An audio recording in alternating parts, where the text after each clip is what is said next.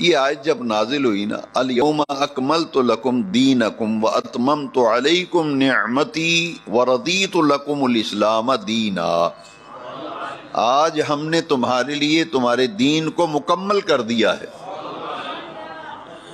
واتممت علیکم نعمتی، اور تم پر اپنی نعمتیں جو ہیں ان کو بھی تکمیل ان کی بھی کر دی ہے، مکمل کر دی ہے، وردیت لکم الاسلام دینا، اور ہم نے تمہارے لیے دین اسلام کو پسند کر لیا ہے۔ یہ آخری آیت ہے نزول ہے۔ یہاں ایک ذہن میں بات آتی ہے کہ نزول کے اعتبار سے تو پہلی آیت ہے اقرأ بسم ربک الذی خلق، اور آخری آیت ہے الیوم اکملت لکم۔ تو جب ہم مصحف شریف کی قرآن مجید کی تلاوت کرتے ہیں تو یہ شروع ہو رہا ہے الحمدللہ رب العالمین، اور ختم ہو رہا ہے سورہ الناس پر من الجنۃ والناس پہ۔ تو یہاں یہ بات ہر صغیر و کبیر اور پیر و جوان کو جاننا ضروری ہے، بچے بھی سمجھیں، جوان بھی، بزرگ بھی۔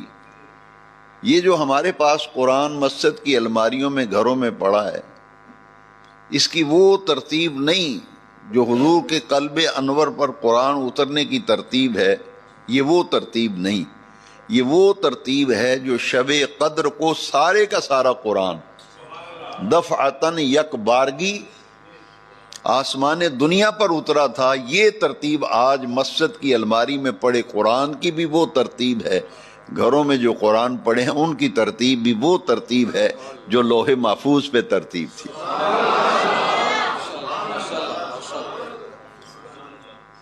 اس لیے نزول اور تنزیل کا فرق جو ہے وہ ذہن میں رکھنا چاہیے۔ تنزیل من رب العالمین، یہ اللہ تبارک و تعالی کی طرف سے آیا ہے، ایک ہے تنزیل، ایک ہے نزول۔ تو نزول کی کیفیت کیا ہے؟ قرآن میں دیکھیے نزل علی قلبک، یہ قرآن کہاں آیا ہے؟ کتاب حضور کے ہاتھ میں نہیں، قرآن نہیں پکڑایا گیا کہ یہ قرآن کے اوراق پکڑ لیں، نہیں، یہ خاص نقطہ سمجھیں۔ نزل علی قلبک، قرآن نازل ہوا ہے حضور کے دل انور پر۔ ایک آیت میں فرمایا نزل علی محمد، قرآن میں 4 مرتبہ نبی کریم علیہ السلام کا نام مبارک آیا۔ کتنی مرتبہ؟ حضور کا اسم پاک محمد صلی اللہ علیہ وسلم 4 مرتبہ قرآن شریف میں آیا، ان میں ایک مقام ہے نزل علی محمد صلی اللہ علیہ وسلم، قرآن تو ہم نے اپنے محبوب پہ اتارا ہے۔ اور پھر اللہ کریم نے اس بات کو اور کھولا کہ حضور پر قرآن اترا ہے، لیکن کہاں اتارا گیا؟